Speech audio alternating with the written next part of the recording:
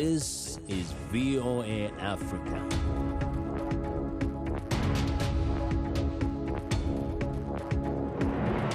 Hello, I'm Esther Githui-Ewart.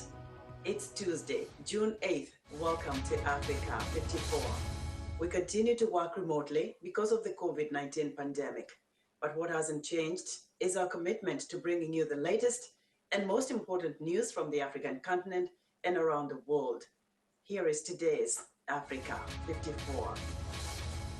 We begin in the Horn of Africa. Since the brutal civil war in Ethiopia's Tigray region began in November, many healthcare centers in the area have been looted and destroyed.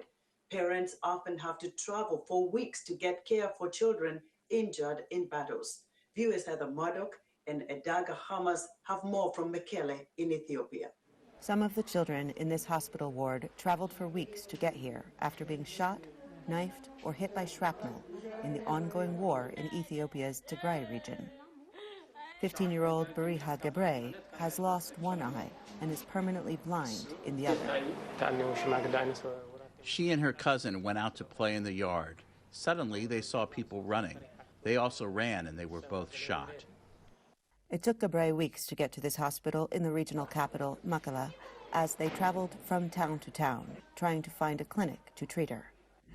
He says everywhere he went, he found health centers destroyed and looted. After the fighting stopped, the nurse for this clinic in Edaga Hamus returned to find a burnt-out tank, bullet-riddled signs, and dead soldiers on the streets. Like so many others, her clinic was empty. Just I came and the door is opened, the glass are broken, and the equipment are stolen. Nothing here. Patients, including children and victims of rape, still come to her with war injuries, but there is very little she can do. Emergency medicines were there. Yes. It was stolen, and some is here. Infusions and dressing, suturing, all the equipments are stolen here. Tefatowicz says she refers patients to the few hospitals in the main cities where medical workers say they are short of supplies in every department. In the Eider Hospital in Mekelle, some children say losing their limbs has been less painful than losing their loved ones. My older brother was with me. He was injured and died. The Ethiopian government says it takes very seriously its responsibility to alleviate the suffering of the people in the Tigray region. The government blames the Tigrayan People's Liberation Front for the war that began last November after a coordinated attack on its forces in the region. But many people in Tigray say the region is under attack from federal forces, Eritrean forces, and Amhara militias. Heather Murdock, VOA News, Mekelle and Edaga Hamus, Ethiopia. The United States on Monday imposed visa restrictions on individuals believed to be undermining a peaceful resolution to Cameroon's conflict between state forces and English-speaking rebels. Cameroon's two western Anglophone regions have been gripped by fighting since 2017 as the rebels try to break away from the predominantly Francophone government. Announcing the visa sanctions, Secretary of State Antony Blinken said the United States was deeply concerned by the continued insecurity and called for both sides to negotiate for peace. Mali's interim president, Assimi Goïta, on Monday named opposition leader and former Prime Minister Choguel Maïga as Prime Minister of the transitional government, according to a decree read on state television.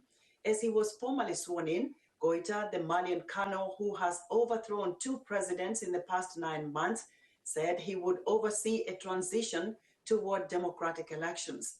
Within hours, he appointed Maïga as prime minister. It was not immediately clear to what extent Maïga's appointment would satisfy calls from Mali's neighbors and military allies like France and the United States for a civilian-led government. Those countries, fearful the political upheaval could undermine a fight against Islamist insurgents across the Sahel region, have also been pressing to ensure elections go ahead next February as scheduled. Kenya's Wildlife Service says for the first time in 21 years, Not a single rhinoceros was poached in the country's national parks in 2020. To maintain the progress, it is conducting the first ever wildlife census and placing mobile container housing in parks for rangers. Victoria Amunga reports from Nairobi. Kenya's Wildlife Service credits intensified surveillance for the drop in rhinoceros poaching cases to zero last year, the lowest number in 2 decades. The agency says it's also taking measures to maintain the progress, such as conducting a wildlife census for the first time. There's a new strategy in the entire KWS that we're focusing on housing for rangers. We are focusing on buying them new equipment, be it the firearms, whatever they require, be it the uniforms, be it cold weather clothing, that they can be able to respond at all times. In Nairobi National Park, rangers with the rhinoceros monitoring unit are being upgraded from old tents.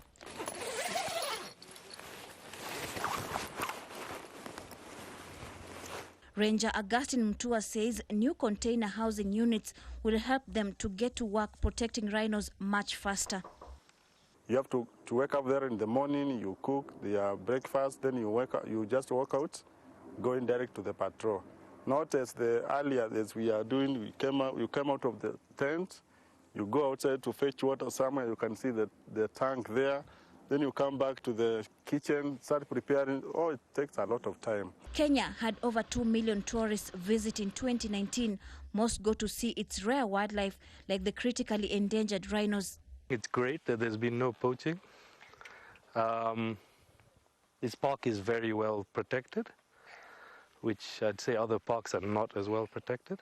Poachers kill rhinos for their horns, which sell for up to $60,000 per kilogram in Asian markets as aphrodisiacs and status symbol.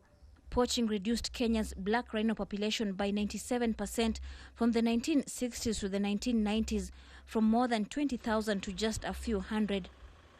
But conservation efforts helped Kenya's wild rhino population to recover to 1,200, some including the world's only 2 remaining northern white rhinos. Victoria Amunga for VOA News, Nairobi. The International Finance Corporation estimates that over the next decade, at least $25 billion in new investment will be needed to meet the demand in Africa regarding healthcare. Observers say now more than ever, private sector must step up investment efforts to help manage the increased pressure on Africa's healthcare systems because of COVID-19.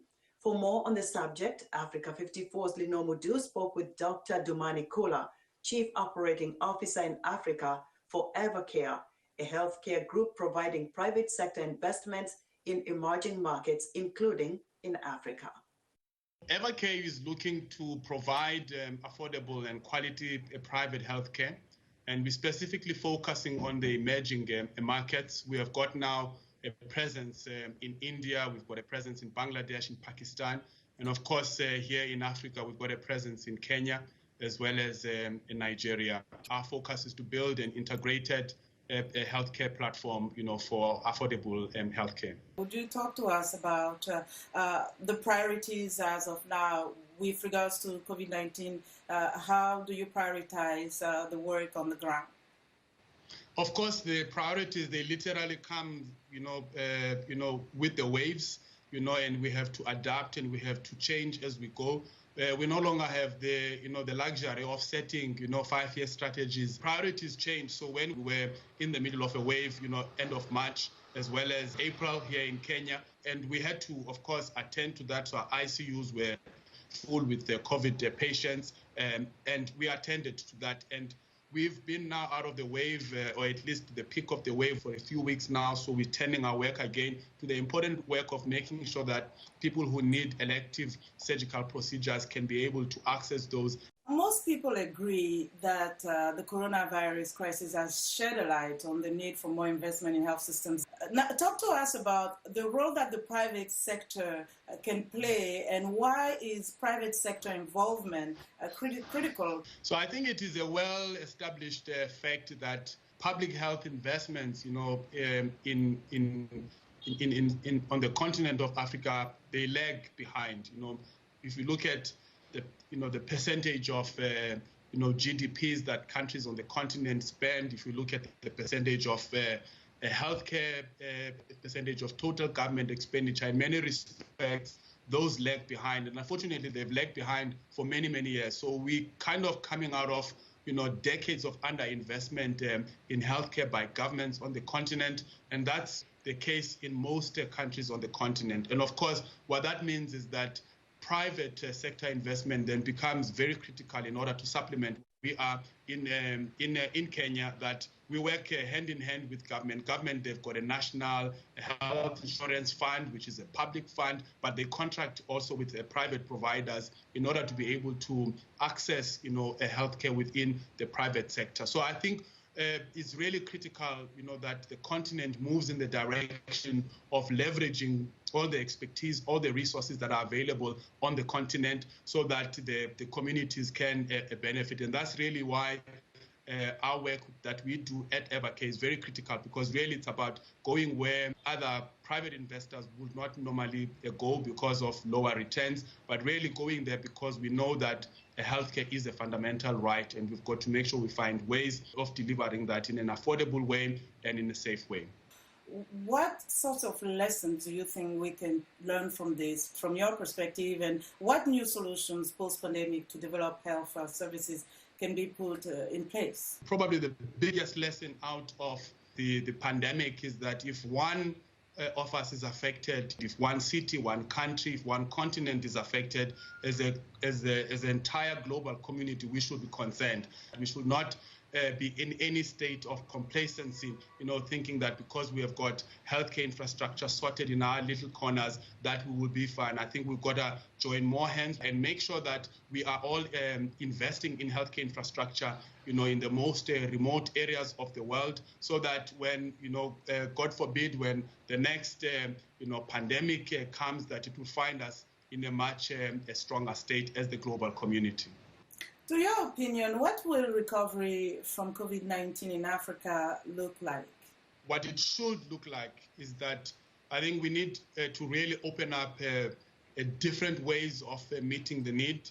Of course, there are many people who are establishing, big, hospitals that are targeted at acute and tertiary care. But I think what we fundamentally need is to be able to find ways of bringing private health care very close to where the communities are. How do we deliver, private health care in the rural communities of the continent in a manner that is safe, in a manner that is affordable? How do we make sure that, we move away from resources being, concentrated around the cities, that, highly skilled people are able to also, reach the remote areas of the continent. And really, it's about how do we merge, both the physical, infrastructure that we have. How do we merge that with the human capital? How do we merge that with technology, in order to be able to advance those important goals? Dr. Dumani-Kula, it was great to speak with you. Thank you so much for your time. Thanks, Linod. That was Africa 54's health correspondent Lino Mudu speaking with Dr. Dumani-Kula, Chief Operating Officer in Africa of the Evercare Group. The U.S. Supreme Court on Monday refused to let immigrants who have been allowed to stay in the United States on humanitarian grounds apply to become permanent residents if they entered the country illegally, siding with President Joe Biden's administration. The justice is acting in an appeal by a married couple from El Salvador who were granted so-called temporary protected status, unanimously upheld a lower court ruling that barred the applications for permanent residency, also known as a green card, because of their unlawful entry. The case could affect thousands of immigrants, many of whom have lived in the United States for years. Besides El Salvador, 11 other countries that currently have such designations include Somalia, Sudan, and South Sudan. We would like to know what you think about Africa 54. Join the discussion on Facebook. Our address is Africa 54. We're also streaming our broadcast live on Facebook. Please watch and share our show with your friends. Also check out our headlines 24/7 on voaafrica.com. Still to come, new technology that makes transportation easier for people with disabilities. We'll be right back. Join us on the next Straight Talk Africa. We're going to talk about Africans working abroad. Now, as economies around the world prepare to open after multiple lockdowns, will Africans be looking for jobs overseas again? And we'll bring you the stories of young people who chase their dreams abroad and their words of caution to others. We'll also take a closer look at what international migration will look like after the pandemic. Join us right here on the next Straight Talk Africa.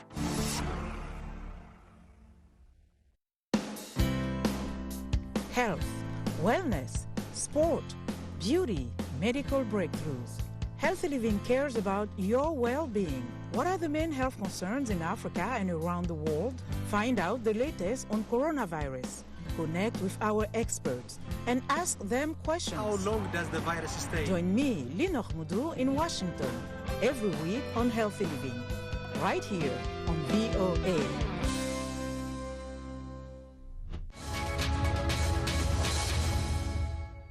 Welcome back to Africa 54.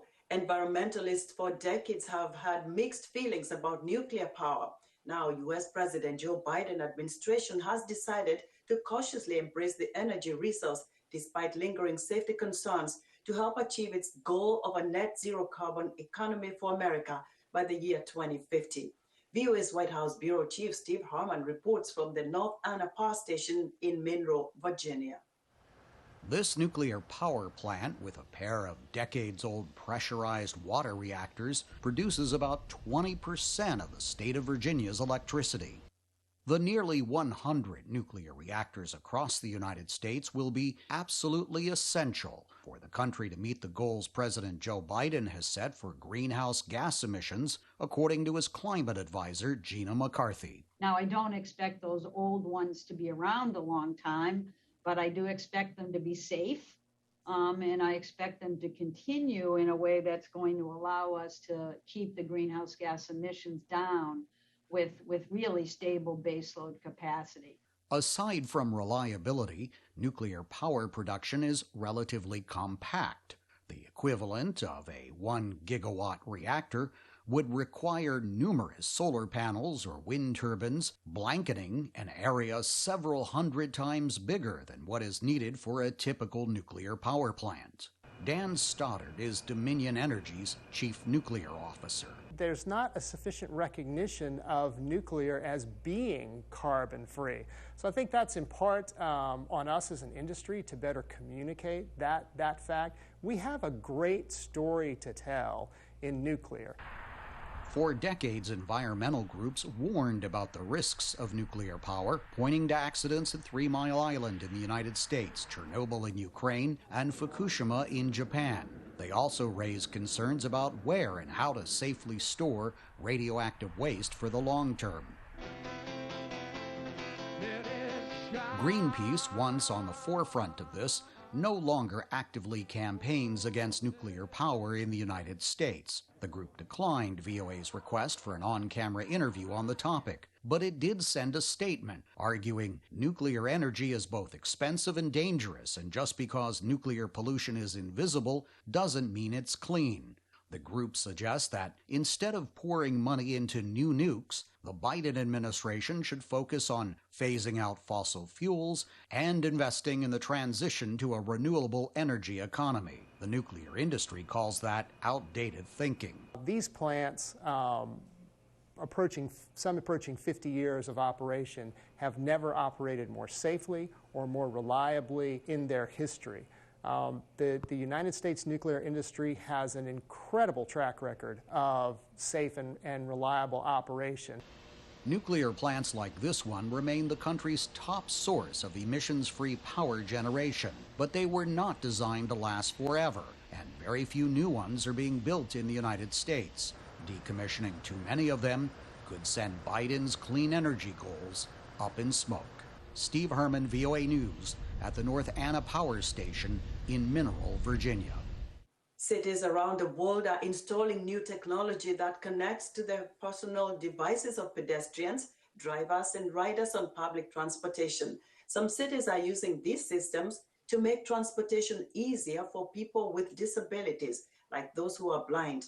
Jason Strother has a report from Busan, South Korea. Pak Hyoung-bae doesn't leave home much without help from his mother or other guide. The 32-year-old says navigating Busan's public transportation system is not comfortable for someone who is blind. When I've traveled alone without my family or someone to guide me, I've gotten lost and asked people where I am, but sometimes they ignore me. I have no idea if they've walked away or not. It makes me feel isolated. It's hard to ask for help. New smart technology inside this metro station aims to help people with visual impairments travel more independently. Pak is trying out a smartphone app called Dagachi Naranhi, or Side by Side. It uses a GPS system to locate users and provides meter-by-meter directions to station amenities. Pak uses his phone's text-to-speech software to listen to the directions. It tells him to walk straight for 98 meters. He arrives at one of two accessible information kiosks that are connected to Bluetooth beacons placed all around the station. The system speaks out loud and has a braille touchpad that turns into a tactile map of the facility. When I select a destination, the braille display lets me feel the layout of the station, and I can memorize where I need to go. City officials say they plan to expand the app's coverage and install kiosks in all of the metro's 114 stations.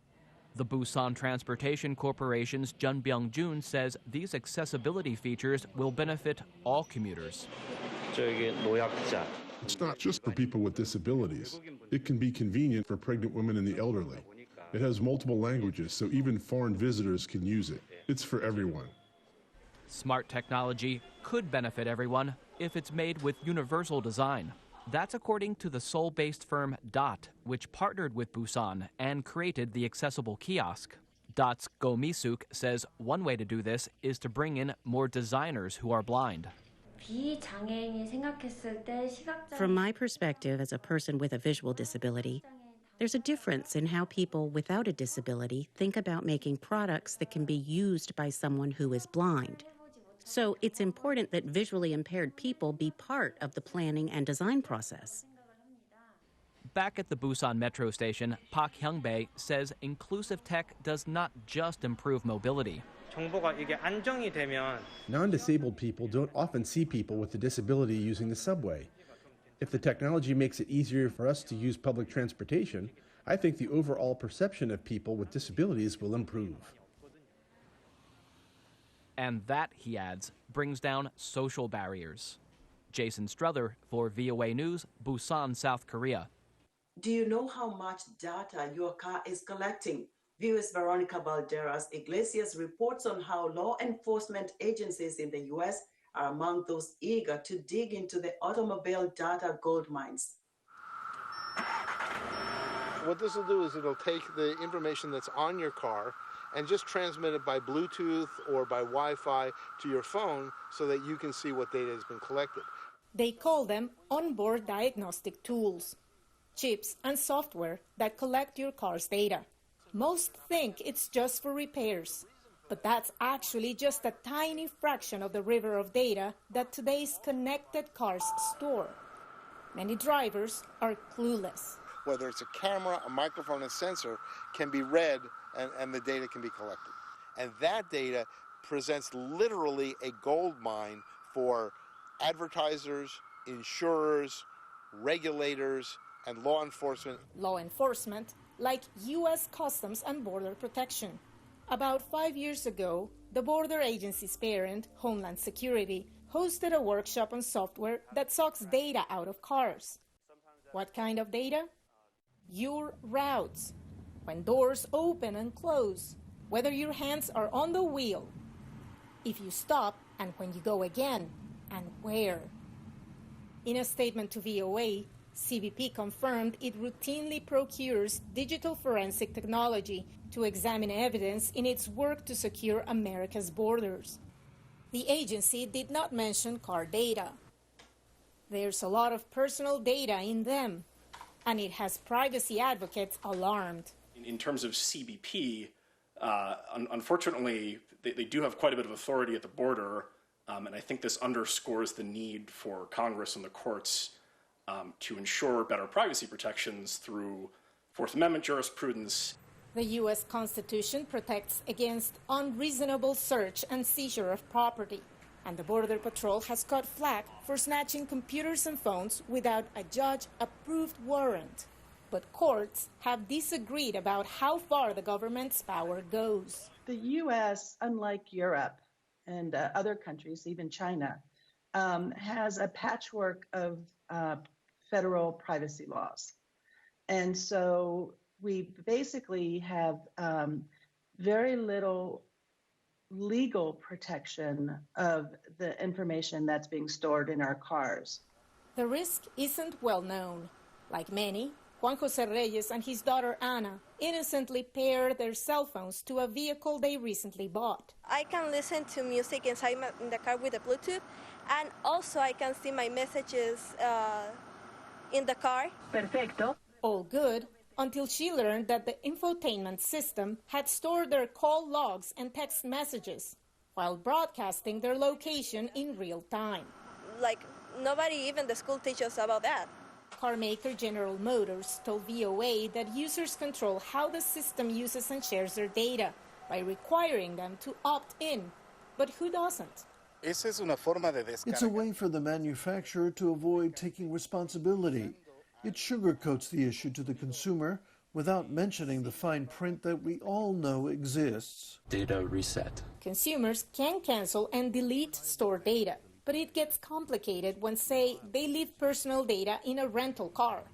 The American Car Rental Association is part of a coalition asking the U.S. Congress to pass a law to govern data deletion. We do need federal legislation on this topic because no one car rental company, if they have 200 different types of vehicles in their fleet, can erase that data after every rental. Juan Jose doesn't plan to opt out of his car's data collection. Still, he's worried about information he's left behind in other cars and the privacy risk from racial profiling. Remember, we're all innocent until proven guilty.